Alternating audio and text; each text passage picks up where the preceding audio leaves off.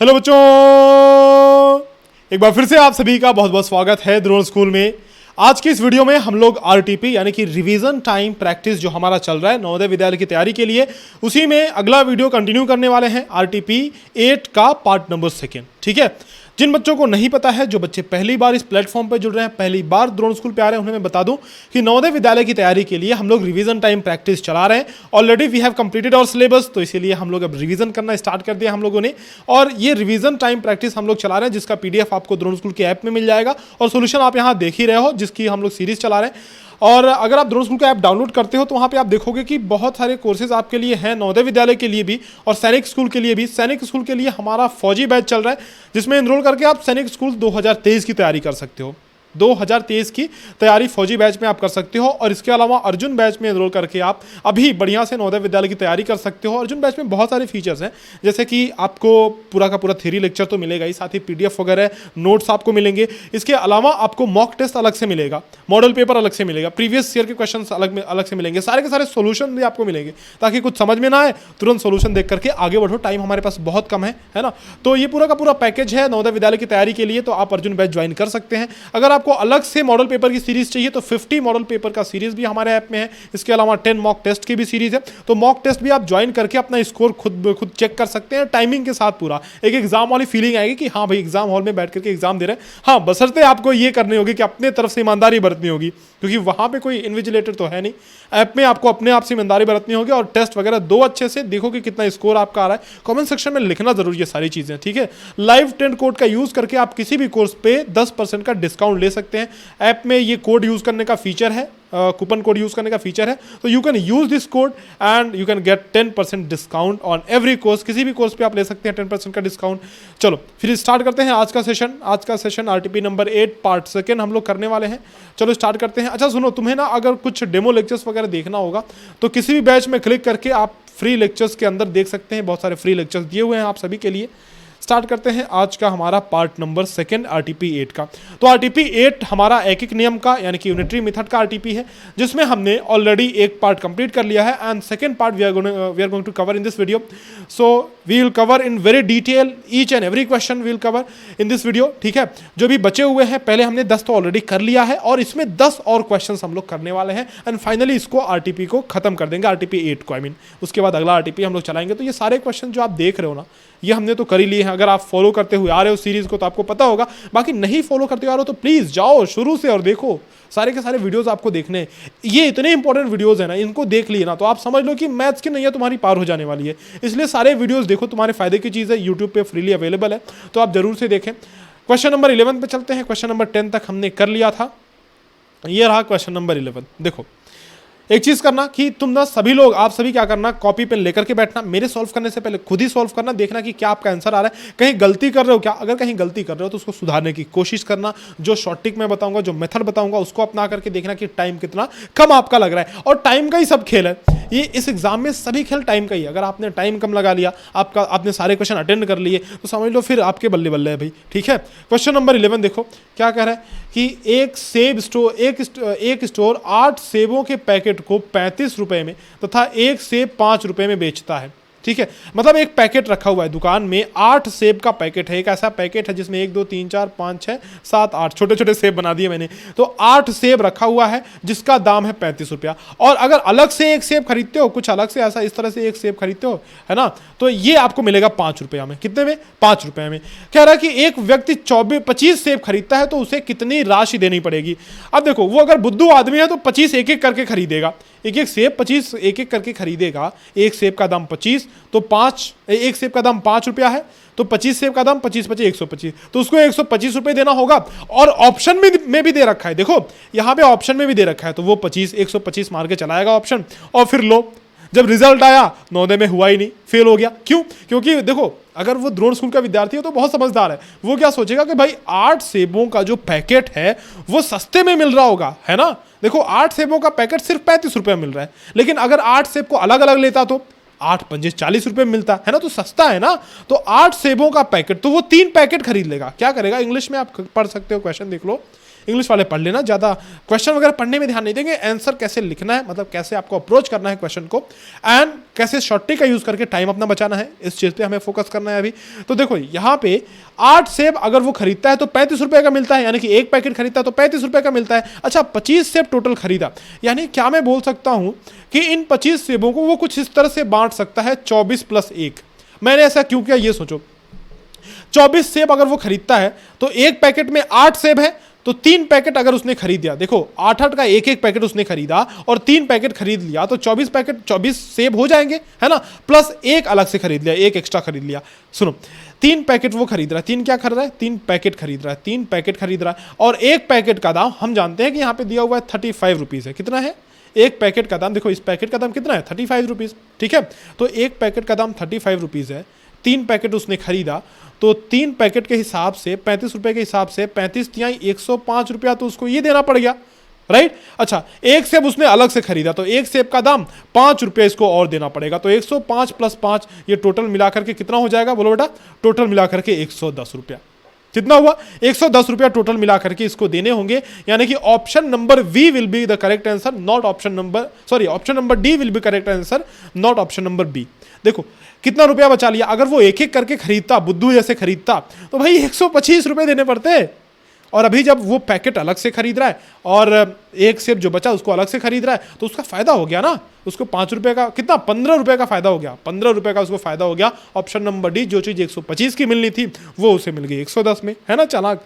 आगे बढ़ते हैं नेक्स्ट क्वेश्चन पे, बहुत होशियार बच्चे हो तुम लोग। क्वेश्चन नंबर 12 देखो, और सभी लोग कमेंट सेक्शन में ये लिखेंगे जरूर, सभी के सभी आंसर, कुल 10 के 10 क्वेश्चन आपको एक जगह पे आंसर लिख करके देना है, ठीक है, तब जाके आपको अवार्ड आपका मिलेगा, आपको मास्टर का दिल मिलेगा। उसके बाद से मैं आपके कमेंट को एक हार्ट जरूर दूंगा जो सबसे पहले सभी क्वेश्चन के आंसर एक जगह पे देगा। देखो ये क्या है क्वेश्चन नंबर 12, देखो 6 पेन की कीमत 150 है तथा 5 पेंसिल की कीमत 1 पेन के बराबर है, तो 6 पेंसिल की कीमत कितनी होगी। The cost of 6 pens is ₹150। 6 pen की कीमत कितनी है 150 रुपये है, and the cost of 5 pencil is equal to 1 pen. कह रहा है कि एक पेन की कीमत के बराबर मतलब जितने में एक पेन मिलेगा ना उतने में 5 पेंसिलें आ जाएंगी, उतने में 5 पेंसिल आ जाएंगी। तो कह रहा है then what will be the cost of 6 pencil, तो 6 पेंसिल का मूल्य बताइए। सिंपल सी बात है समझना कि 6 पेन की कीमत है 150 रुपये, 6 पेन कितने मिलता है बताओ तो मुझे 150 रुपये। तो अगर मैं एक पेन खरीदने जाऊँ, एक पेन खरीदने जाऊं तो 6 का भाग दे दूंगा, अरे दूंगा कि नहीं दूंगा, है ना, तो 1 का भाग 6 का भाग दे दूंगा, तो ये 6 दूनी 12 और 6 पच्चे 30, यानी कि 25 रुपये का बहुत महंगा पेन है। हम लोग तो 5-5 रुपये के पेन यूज़ करते हैं, 25 रुपये का एक पेन मिल रहा है, ठीक है, ये 25 रुपये का एक पेन मिल रहा है। कह रहा है कि 5 पेंसिल की कीमत एक पेन के बराबर है, मतलब एक पेन में, एक पेन का दाम जितना भी है ना 25 रुपये है ना, इस 25 रुपये में 5 ठो पेंसिल आपको मिल जाएगी। कितनी पेंसिल, इसी 5 रुपये, मतलब एक पेन की कीमत 25 रुपये है और एक पेन के बराबर 5 पेंसिलों की कीमत है, यानी कि ये 25 रुपये में 5 पेंसिल हमें मिल जाएगी। तो बताओ बेटा एक पेंसिल का दाम कितना होगा। अगर 5 पेंसिल का मूल्य है, प्राइस है 25 रुपये, तो एक पेंसिल का प्राइस क्या होगा, 25 में 5 का भाग दे दोगे ना, है ना, 5 का भाग दे दोगे तो एक पेंसिल का प्राइस मिल गया हमें 5 रुपये। 5 रुपये की पेंसिल एक पेंसिल हमारी हो गई, 5 रुपये की पेंसिल एक पेंसिल हो गई। कितना का पूछ रहा है, ये पूछ रहा है कि what will be the cost of 6 pencil. कह रहा है कि 6 पेंसिल का कॉस्ट क्या होगा। भाई एक पेंसिल 5 रुपये की, तो 6 पेंसिल कितना हो जाएगा, 6 गुणे 5 यानी कि 30 रुपये की 6 pencil. Option number D, yes correct.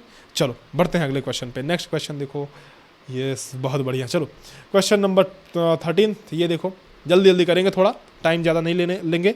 देखो 6 व्यक्ति एक काम को 15 दिन में करते हैं, तो 15 व्यक्ति उस काम को कितने दिनों में करते हैं। इस क्वेश्चन को हम लोग वर्क एंड टाइम वाले मेथड से लगा लेंगे। M1D1 is equal to M2D2, simple. 6 men can do a piece of work in 15 days, then in how many days will 15 men complete the same work. कह रहा है कि हमें फॉर्मूला पता है M1D1, गुरुजी का जंतर याद करो, M1D1 is equal to M2D2। तो M1 मतलब पहले कितने आदमी लग रहे थे, 6 आदमी लग रहे थे, 15 दिन में काम करते थे। 6 आदमी लग रहे थे, 15 दिन में काम करते थे। M1 की वैल्यू 6, D1 की वैल्यू 15, है ना। अच्छा दूसरे क्या कह रहा है कि दूसरी बारी में 15 आदमी लग रहा है, तो कितने दिन में उस काम को पूरा करेंगे। यानी कि M2 की वैल्यू तो 15 है और D2 की वैल्यू हमें निकालनी है, D2 की वैल्यू निकालनी है, ठीक है। देखो 15 से 15 गया मास्टर, गुरुजी ये तो चला गया, ये तो चला गया, 15 से 15 गया, यानी कि 6 हो गई D2 की value.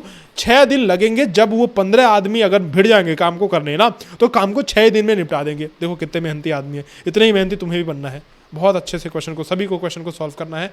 Option number A is the correct option. आगे बढ़ते हैं अगले क्वेश्चन पे, क्वेश्चन नंबर 14 पे चलते हैं। ये देखो question number 14 is here on screen, देखो पढ़ो। 8 संतरा अथवा 6 अनार का मूल्य 48 है। अब इसमें थोड़ा कंफ्यूज हो सकती हो तुम। देखो ये नहीं कह रहा कि 8 संतरा और 6 अनार दोनों तुम्हें लेना है, ना ना ना ना, ये नहीं कह रहा है। या तो तुम 8 संतरा ले लो या तो तुम 6 अनार ले लो, दोनों के लिए आपको 48 रुपए ही देने पड़ेंगे। 8 संतरा लोगे तब भी 48 रुपए देना पड़ेगा, 6 अनार लोगे तब भी 48 रुपए देना पड़ेगा। ठीक है, क्वेश्चन में कह रहा है कि भाई साहब 20 संतरा और 25 अनार, टोटल का मूल्य कितना होगा। क्वेश्चन अच्छा है, ध्यान से समझना। द कॉस्ट ऑफ 8 ऑरेंजेस और 6 pomegranates is 48 rupees. What will be the cost of 20 oranges and 25 pomegranates. कह रहा है भाई 8 संतरा 8 ऑरेंज अगर हम लेते हैं तो इसका प्राइस है 48 रुपया। ठीक है, अच्छा ये तो संतरे की बात रही। इधर हम लोग अनार की बात कर लेते हैं, यानी कि 6 अनार अगर हम लोग लेते हैं तो 6 अनार की भी प्राइस 48 है। 8 ऑरेंज की प्राइस भी 48 है और 6 अनार की भी प्राइस 48 है। ठीक है, तो अगर मैं एक ऑरेंज की प्राइस निकालूं, 1 ऑरेंज की प्राइस अगर मैं कैलकुलेट करूं तो 48/8 हो जाएगा, यानी कि ये कट रहा है। देखो 8 6 के 48 हो रहा है, तो यानी कि 6 रुपये हो गया एक ऑरेंज की प्राइस। अच्छा अगर मैं अनार की प्राइस निकालूं, एक अनार की प्राइस निकालूं तो एक अनार की प्राइस कितनी होगी, 48 में हम लोग 6 का भाग दे देंगे। देखो यहाँ पे तो 6 बटे 48, यानी कि एक अनार की प्राइस 8 रुपए। एक अनार की प्राइस हो गई 8 रुपए और एक संतरे की प्राइस हो गई 6 रुपए। अब हमसे क्या क्या पूछ रहा है, हमसे कह रहा है भाई 20 संतरा तुम्हें लेना है और 25 अनार लेना है। कितना, 20 संतरा और 25 अनार। ठीक है, बिल्कुल ले सकते हैं, कोई दिक्कत नहीं है, पैसे ही पैसे हमारे पास।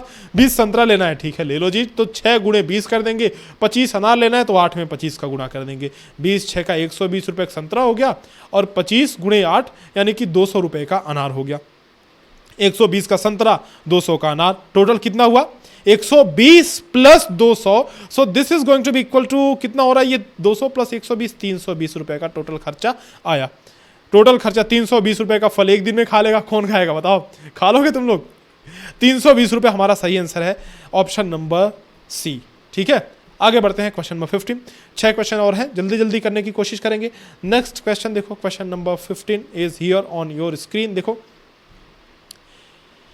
एक मजदूर को 250 रुपये प्रतिदिन मजदूरी पर रखा गया, उसे फरवरी 2008 में कितने रुपए मिलेंगे। अच्छा उसे 2 बार आ गया क्या, उसे को काट दे रहे हैं। फरवरी 2008 में उसे कितने रुपए मिलेंगे।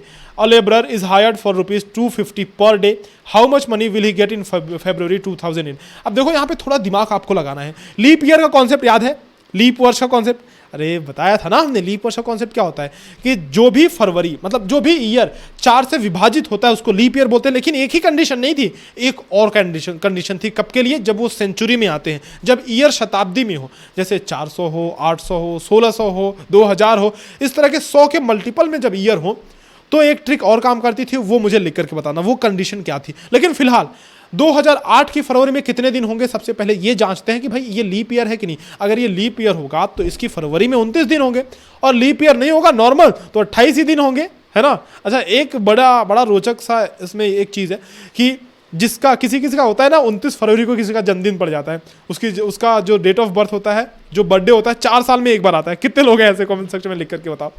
भाई मास्टर का जन्मदिन तो नहीं पड़ता है, नहीं तो मास्टर देखो 28 को ही मना लेता अगर 29 को होता तो। लोग करते भी हैं ऐसा, तुम लोग करते क्यों नहीं, कितने लोगों का पड़ता है 29 को, बताना मुझे। सुनो 2008 की फरवरी में कितने दिन होंगे बताओ मुझे। 2008 जो है ये लीप ईयर होगा कि नहीं। 4 का भाग 2008 में अगर देंगे तो कट जाएगा, बिल्कुल कट जाएगा। देखो सीधा ऐसा कर लेते हैं, रुको 2008 और बटे 4 कर लेते हैं। 4 पचे 20 और 0 4 दूना 8, 502 हो गया, बिल्कुल कट रहा है ना।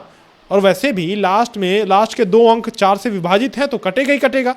तो यानी कि ये लीप ईयर है, यानी कि फरवरी में 29 दिन होंगे। कुल मिला के ये बात हमें जाननी थी।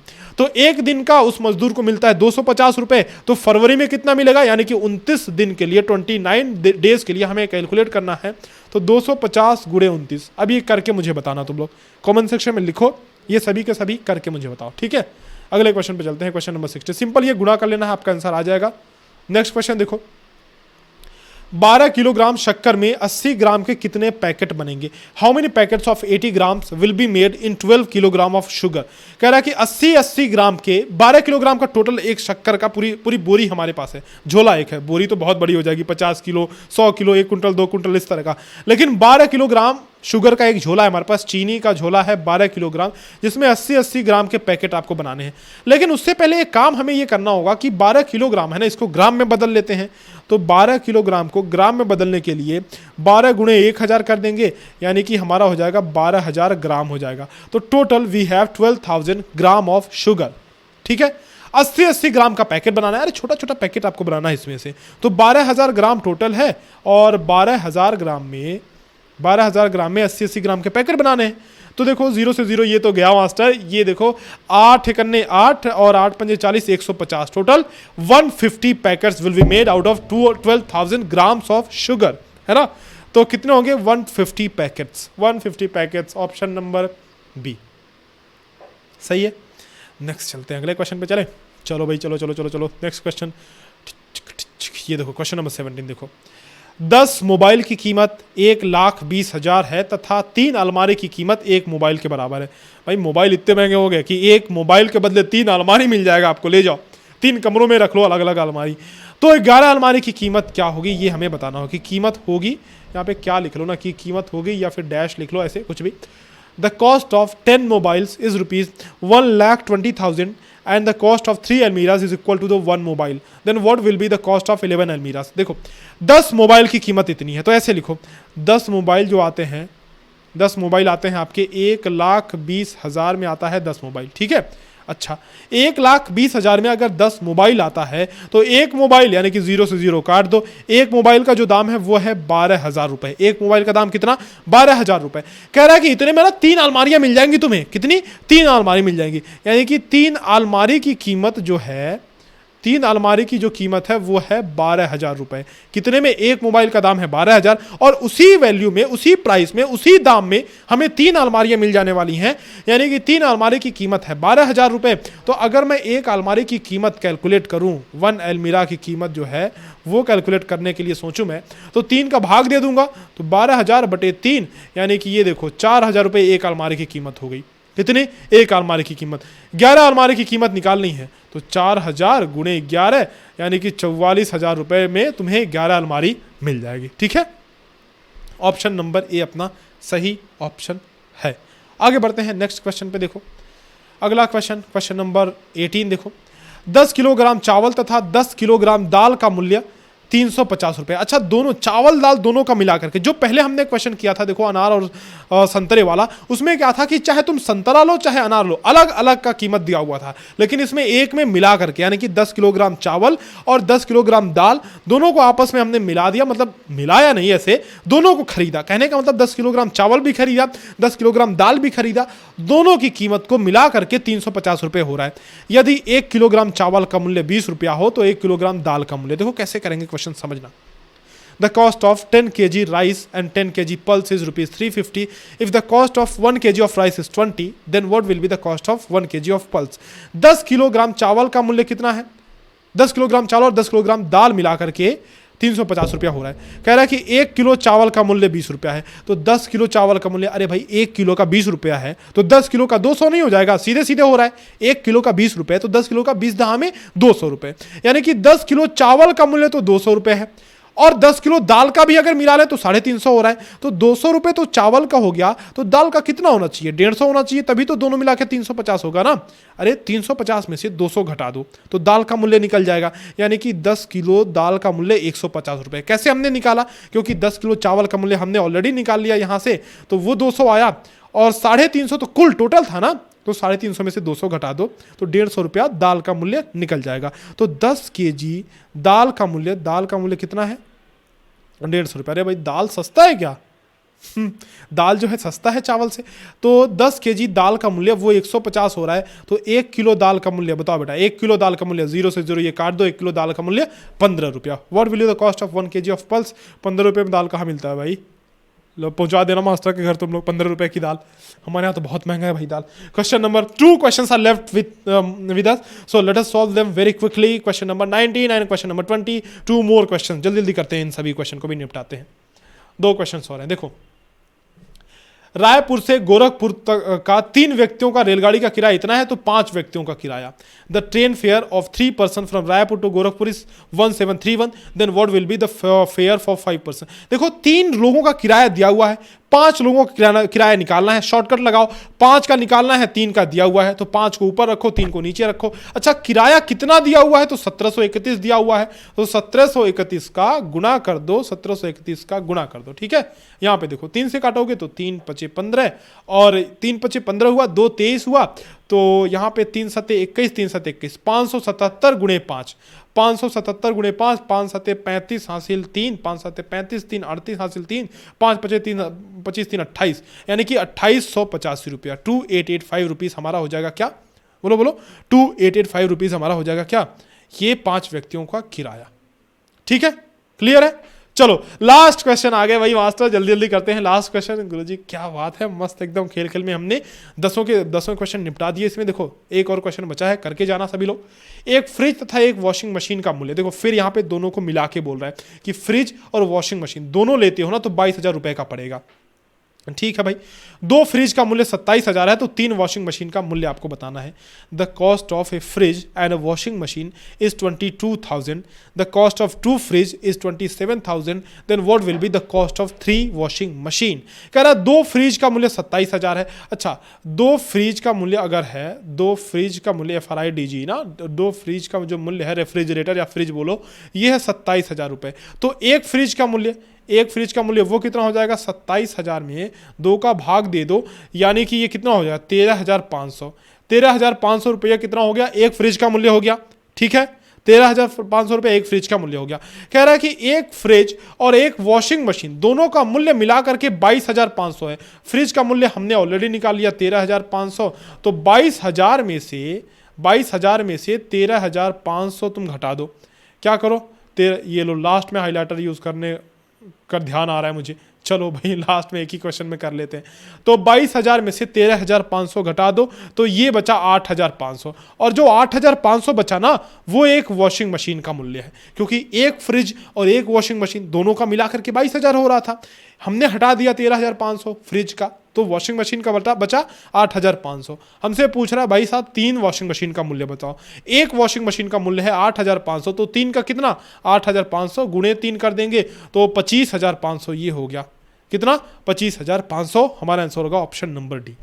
क्लियर है बात? चलो इस तरह से हमने ठीक ठाक क्वेश्चन किए, अच्छे क्वेश्चन किए। एक एक नियम से इससे ज़्यादा लेवल के क्वेश्चन नहीं ही आएंगे, तो इतना क्वेश्चन करते हो ना एक एक नियम में बहुत है। इतने क्वेश्चन कर लो और ढंग से करना, एक एक क्वेश्चन तुम्हें आना चाहिए, ये याद रखना। अर्जुन बैच आप ज्वाइन कर सकते हैं अगर आपने अभी तक ज्वाइन नहीं किया है तो 50 मॉडल पेपर की सीरीज वगैरह लेकर के अपनी तैयारी को और भी बेहतरीन मोड़ दे सकते हैं, और भी बेहतरीन एक बढ़िया एंडिंग आप अपनी तैयारी को दे सकते हैं, ताकि नवोदय में एक भी क्वेश्चन आपसे मिस नहीं होना चाहिए। ठीक है, चलो फिर आपसे मिलते हैं नेक्स्ट लाइव सेशन में या फिर ऐसे रिकॉर्डिंग सेशन में, और उम्मीद करता हूं कि सारी चीजें आपको समझ में आई होंगी। चलो फिर बाय बाय, मिलते हैं आपसे नेक्स्ट लाइव सेशन में, तब तक के लिए अलविदा, धन्यवाद।